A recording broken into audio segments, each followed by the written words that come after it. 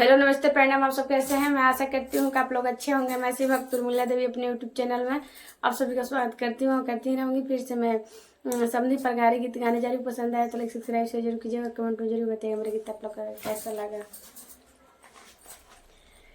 तनी खाला ये समाधि मटर पनीर तनी खाला ये समाधि मटर पनीर तनी खाला बटे बम्फर सिस्टम जनी कर शरम तनी खाला ये समाधि मटर पनीर तनी खाला बटे पूरी गरम जनी कर शरम तनी खाला ये समाधि मटर पनीर तनी खाला। कहीं लिट्टी रखल बा कहीं चोखा रखल बा तोहरा दीदिया के गरम समोसा रखल बा तनी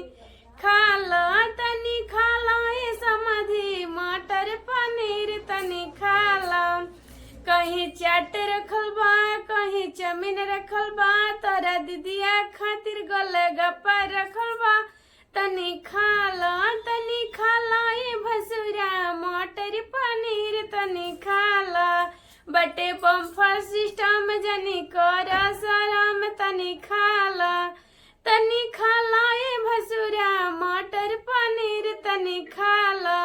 कहीं पूरी रखल बा कहीं पोलाव रखल बा तोरा दीदिया के टमाटर के सलाद रखल बा तनी खाला ये भसुरा मटर पनीर तनी खाला बटे बम्फर सिस्टम जनी कर शरम बटे पूरी गरम तनी खाला ये भसुरा मटर पनीर तनी खाला।